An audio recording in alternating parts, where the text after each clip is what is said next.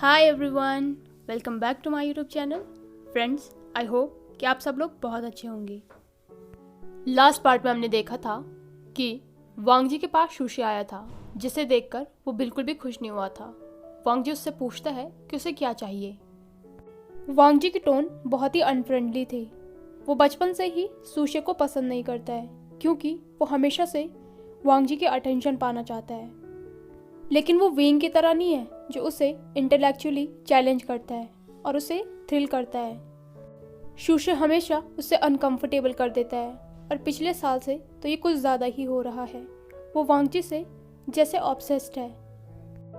जब भी विंग वांग जी के पास नहीं होता है, तभी सुशी उसके पास आने की पूरी कोशिश करता है, चाहे वो क्लासरूम में हो या फिर बाहर कहीं। पिछली बार तो उसने वांग जी पर एक कमेंट भी किया था, जिसकी वजह से वांग जी को पता चल गया था कि सुशी उसमें इंटरेस्टेड है। ये चीज़ उसे बहुत ही ज़्यादा डिस्गस्टिंग लगती थी। सुशी वांग जी के पास आ रहा था, जिसकी वजह से वो पीछे जा रहा था। उसके चेहरे पर अभी भी उसके कोल्ड एक्सप्रेशन थे। सुशी कहता है, तुमने उस विंग में ऐसा क्या देख लिया है? वांग जी कोल्डली उससे कहता है, इससे तुम्हारा कोई भी लेना देना नहीं है। मुझे चुपचाप ये बताओ कि तुम्हें क्या चाहिए। सुशी वांग जी के और भी पास आकर कहता है, जब से मैंने तुम दोनों को उस स्टेज पर देखा था, तब से तुम मेरे दिमाग से जा ही नहीं रहे हो। उसकी बात सुनकर वांग जी बहुत ज़्यादा अनकंफर्टेबल हो गया था। वो सोच रहा था, तो उस दिन उस ऑडिटोरियम में सुशी था। सुशी वांग जी के बहुत ज़्यादा क्लोज था। उसकी ब्रेथ वांग जी को अपने चेहरे पर महसूस हो रही थी। जैसे ही सुशी ने वांग जी को हाथ लगाने के लिए हाथ आगे बढ़ाया, किसी ने उसका हाथ रोक लिया। वांग जी ने उस हाथ को पहचान लिया था। विंग उन दोनों के बीच में खड़ा था। विंग ने सुशी को वांग जी से दूर किया। उन लोगों को देखकर वहाँ पर कुछ स्टूडेंट्स भी रुक गए थे। वो क्यूरियस थे कि यहाँ पर क्या हो रहा है। विंग चिल्लाकर सुशी से कहता है, वांग जी को हाथ लगाने की कोशिश भी मत करना। विंग बहुत ज़्यादा गुस्से में था। वो खुद को रोकने की कोशिश कर रहा था। तभी सुशी उसके पास आकर कहता है, विंग, मुझे सच सच बताओ कि वांग जी बेड में भी इतना ही अच्छा है जितना ये दिखता है? मैंने तुम दोनों को पिछले साल ऑडिटोरियम में देखा था। उसकी बात सुनकर विंग का चेहरा भी पेल हो गया। वो कहता है, तो उस दिन तुम वहाँ पर थे और तुमने ही वो वीडियो बनाया और सबको बताया भी। सुशी इस पर स्माइल करके कहता है, हाँ, वो मैं ही था। वो लोग बहस कर ही रहे थे। वांग जी ने नोटिस किया कि वहाँ पर बहुत सारे स्टूडेंट इकट्ठा हो गए हैं और कुछ के हाथ में तो फ़ोन भी थे। वो लोग रिकॉर्ड कर रहे थे। उनमें से ही वैसांग भी एक था। वांग जी ने उसकी तरफ ग्लेयर किया तो वैसांग इशारे में उससे कहता है, मैं एविडेंस कलेक्ट कर रहा हूँ। उसने वांग जी की तरफ एक विंग की। वांग जी ने विंग का हाथ पकड़ लिया था। वो नहीं चाहता था कि विंग उसे मार दे। इसकी वजह से वो लोग ट्रबल में पड़ सकते थे। वांग जी ने सुशी से कहा, तुम चुपचाप हमारे रास्ते से हट जाओ, वरना मैं तुम्हारी कंप्लेन कर दूंगा और तुम पर सेक्सुअल हरेसमेंट का केस भी कर दूंगा।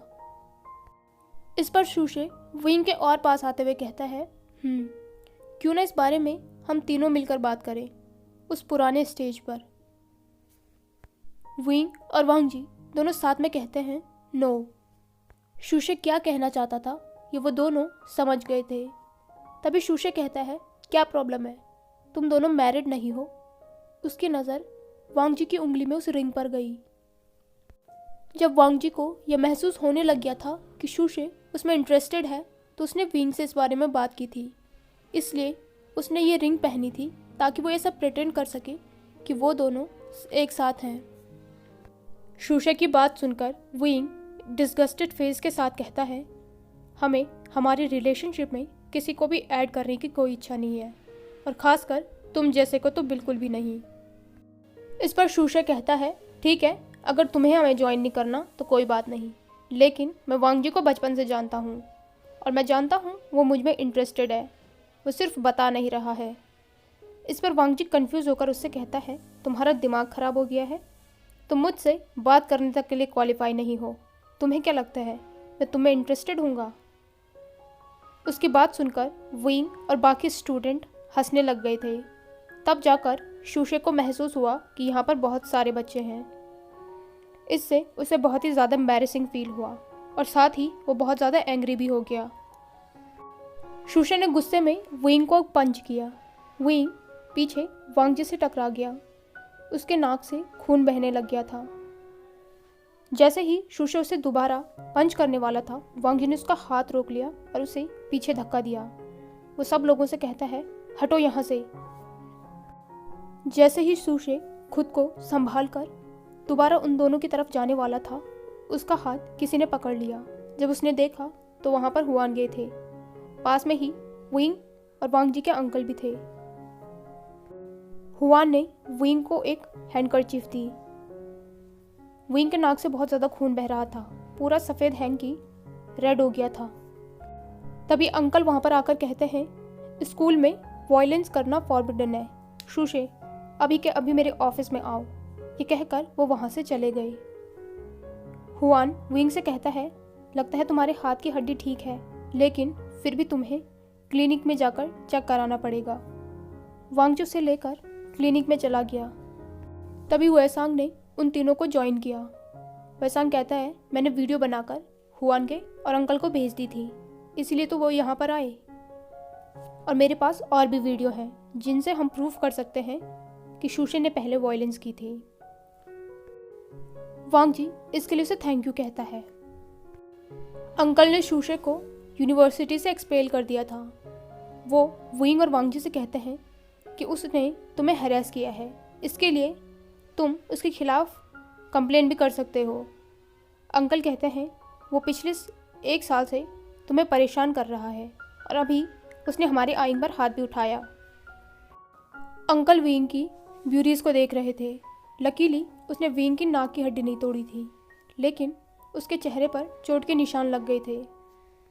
जैसे ही विंग क्लिनिक में वेंजिंग के पास पहुंचा, वेंजिंग ने उसे डांटना स्टार्ट कर दिया। वो कहती है, आइंग, तुम आयुआन के लिए कैसे एग्जाम्पल सेट कर रहे हो? इस तरीके से स्कूल में फाइट करके। तभी हुएसांग ने उसे सब कुछ बताया। सब कुछ सुनने के बाद वेंजिंग भी शूशे को ही गालियां देने लग गई। वेंजिंग ने उसकी फर्स्ट एड की।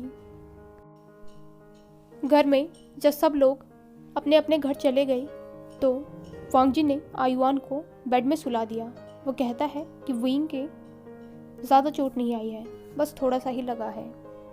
ये वीक ऐसे ही चला गया था। विंग की चोटें धीरे धीरे ठीक होने लग गई थी। शूशे की वजह से वांगजी के दिमाग से वो प्रपोज वाला सीन चला गया था। अब वो उसके बारे में थोड़ा कम ही सोच रहा था।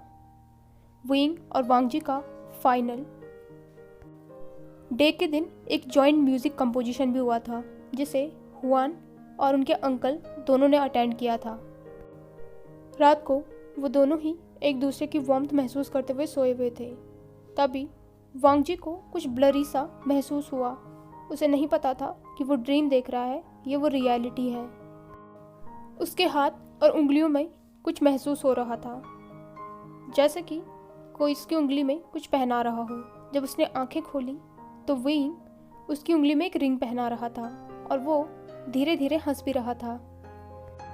विंग की लाफ्टर महसूस करके वांगजी का दिल जोर जोर से धड़क रहा था। वो सोच रहा था कि क्या विंग ने उसे अभी एंगेजमेंट रिंग पहनाई है। वो अब ज़्यादा वेट नहीं कर सकता था, उसे ये सब कुछ देखना था। उसने अंधेरे में ही कहा, क्या हुआ? विंग उससे कहता है, कुछ नहीं बाओबे, सो जाओ। वांगजी ने कहा, तुमने मेरी उंगली में कुछ पहनाया है? विंग कहता है, नहीं, कुछ नहीं है, वही रिंग है जो तुम शूशे को दिखाने के लिए पहनते थे। इस पर वांगजी कहता है, लेकिन अब क्यों वो रिंग पहना रहे हो? अब तो शूशे नहीं है। विंग कहता है, प्लीज़ जानिए, सो जाओ। लेकिन वांगजी नहीं माना। वो उठा और उसने बेड साइड लैंप को जला दिया। रूम में अचानक उजाला होने से विंग शॉक हो गया। वांगजी को उसकी आंखों में वनरेबिलिटी दिख रही थी। उसने सॉफ्टली विंग के फॉरहेड पर किस किया। उसने जब अपनी उंगली में देखा तो वहाँ पर एक बहुत ही ब्यूटीफुल रिंग थी। वो बहुत ही ब्यूटीफुल वाइट जेड की रिंग थी, जिस पर एक छोटा सा ब्लू डायमंड भी लगा हुआ था। जब वांग जी ने विंग को देखा तो विंग का चेहरा पूरी तरीके से लाल हो रखा था। वांग जी ने उसे टीज करने का सोचा। वो कहता है, जब हम किसी को रिंग देते हैं तो हमें एक क्वेश्चन है जो पूछना होता है।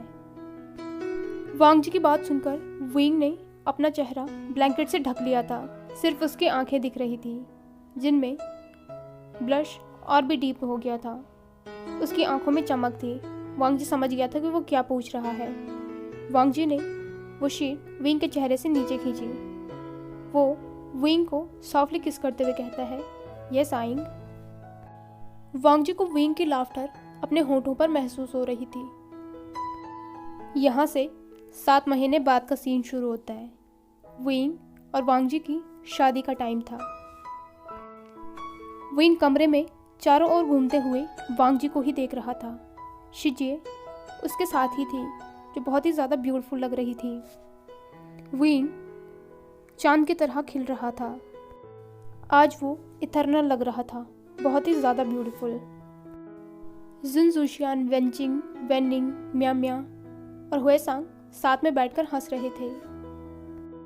जंगशा ने जब अचानक वेंचिंग के पैर पर पैर रखा तो वो अपॉलॉजी करते हुए सॉरी कहता है, जिस पर वेंचिंग हंसते हुए उससे कहती है कि वो ठीक है। ये देखकर जंगशा का चेहरा पूरी तरीके से लाल हो गया था। विंग उसके लिए हैप्पी था कि उसे कोई ऐसा मिल गया है जो उसके गुस्से को झेल सकती है। दूसरी तरफ जियांग फैंगमियान और मैडम यू डांस फ्लोर पर डांस कर रहे थे। उन्हें देखकर विंग को एक मिक्स फीलिंग हो रही थी। आज वो दोनों बहुत खुश लग रहे हैं। विंग ने शायद ही उन्हें इतना खुश कभी देखा होगा। वांग जी के साथ मैडम यू की उस बहस के बाद मैडम यू ने लैन चिरेन से कंप्लेन की थी। जंगशा ने भी अपनी मदर को विंग और वांग जी के रिलेशन के बारे में बता दिया था। उन्होंने उसे एक्सेप्ट कर लिया था क्योंकि उन दोनों से लड़ना मतलब तूफान से लड़ना था, इसलिए ये सब कुछ यूजलेस था। उनकी फैमिली ने उनके रिलेशन को एक्सेप्ट कर लिया था। मैडम यू ने विंग को बैडली ट्रीट करने के लिए माफ़ी तो नहीं मांगी थी, लेकिन अब वो उसे ग्लेयर भी नहीं करती हैं। जब भी लांजान विंग के साथ होता था तो मैडम यू की हिम्मत नहीं होती थी कि वो उसे कुछ हर्टफुल कहे। साथ ही उनकी फैमिली भी इस बात का ध्यान रखती थी कि मैडम यू उन दोनों को कुछ भी ना कहे। वो आयुआन को भी उनके साथ अकेला नहीं छोड़ते थे। आयुआन की अडॉप्शन प्रोसेस भी लगभग ख़त्म हो गई थी। वो दोनों सोच रहे थे कि फ्यूचर में वो बहुत सारे चिल्ड्रन अडॉप्ट करेंगे। वांग जी ने विंग को रिंग पहनाई। विंग अपनी लाइफ की मेमोरीज को याद करके उस रिंग को देख रहा था। 2 साल में उसकी ज़िंदगी किस तरीके से बदल गई है। वो रिंग उसे बता रही थी कि लांजान अब हमेशा उसका है। वांग जी ने भी विंग के लिए क्लाउड 19 से ही रिंग बुक कराई थी, जहाँ से विंग ने उसके लिए कराई थी। जो रिंग उसने विंग को दी थी उसमें एक रेड रूबी थी जो बहुत ही ज़्यादा ब्यूटीफुल लग रही थी। वेडिंग सेरेमनी ख़त्म होने के बाद वांग जी ने विंग को डांस के लिए अपने साथ खींचा। वो लोग उसी सॉन्ग पर डांस कर रहे थे जो उन दोनों ने साथ में कंपोज किया था। चिरेन शिफू ने उसे उनके लिए रिकॉर्ड करवाया था, जो कि उनके लिए एक वेडिंग गिफ्ट था। उस गाने को सुनते सुनते विंग उन दोनों के साथ में बिताए हुए टाइम को सोच रहा था। वो दोनों साथ में परफेक्ट लगते हैं। गाना खत्म होने के बाद वो दोनों साथ में वहाँ से जाने लगे। वेडिंग गेस्ट उन्हें साइलेंसली देख रहे थे। विंग का हेड वांग जी की चेस्ट में था और उन दोनों ने हाथ टाइटली पकड़े हुए थे। विंग ने साइन लैंग्वेज में वांग जी से कहा, आई लव यू। वांग जी ने भी सॉफ्टली उसके बालों पर किस करके कहा कि वो भी उससे प्यार करता है। विंग ने अपनी आंखें बंद कर ली। उसका हार्ट पूरी तरीके से प्यार से भर चुका था। अपने आसपास की शांति में वो बहुत ही ज़्यादा कंफर्टेबल और कंप्लीट फील कर रहा था।